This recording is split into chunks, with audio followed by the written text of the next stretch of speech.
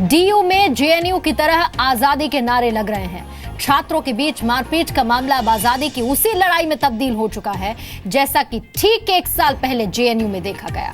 JNU में देश विरोधी नारे लगाने वाले अब डीयू कैंपस में आकर आजादी की मांग करने लगे हैं। देखिए कथित आजादी के नाम पर देशद्रोह की इनसाइड स्टोरी। देश को बांटने वाली सियासत को एक बार फिर हवा मिल रही है। देश की राजधानी में एक बार फिर फिजा में आजादी के नारे गूंजने लगे हैं। आजादी के ये नारे वो लोग लगा रहे हैं जिन्हें इस देश में हर तरह की आजादी हासिल है। ये वो छात्र हैं जिन्हें संविधान में लिखा हर अधिकार मिला हुआ है।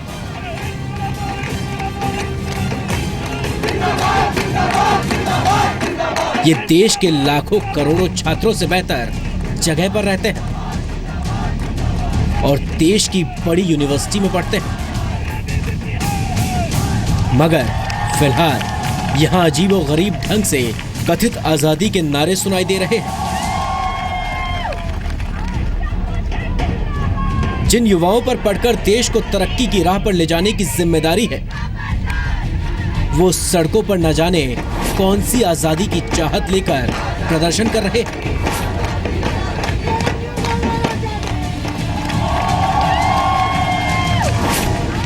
जेएनयू में देश विरोधी नारे लगाने के आरोप में जेल जा चुके कन्हैया कुमार का डीयू में क्या कहा, मगर देखिए देश को कमजोर करने वाले मास्टरमाइंड किस कदर अपने पूरे प्लान को अंजाम दे रहे हैं। इन छात्रों को बेशक मोहरा बनाया जा रहा है क्योंकि दिल्ली के एक कोने में जेएनयू है और दूसरे में डीयू, मगर डीयू में भी अब जेएनयू की तरह आजादी को लेकर मुहिम शुरू कर दी गई है।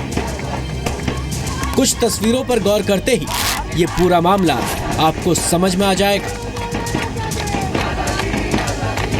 डीयू कैंपस में आईसा के छात्रों ने मार्च निकाला, जिनका समर्थन डीयू में काफी कम है।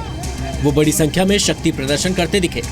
इतना ही नहीं, जेएनयू के टीचर्स, छात्र और यहाँ तक कि जामिया के छात्र भी इस प्रदर्शन में शामिल हुए। तीसरी तस्वीर मिरांडा हाउस की छात्राओं की है। इन छात्राओं में भी कई लेफ्ट समर्थक छात्राएं हैं जो आजादी की मांग कर रही थी और एनएसयूआई ने तो इस मामले में भूख हड़ताल तक कर दी।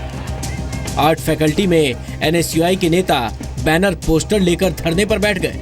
इन सबका दावा है कि वो डीयू में शांति चाहते हैं, मगर क्या सच में ये सब डीयू के तनाव को कम करने के लिए है?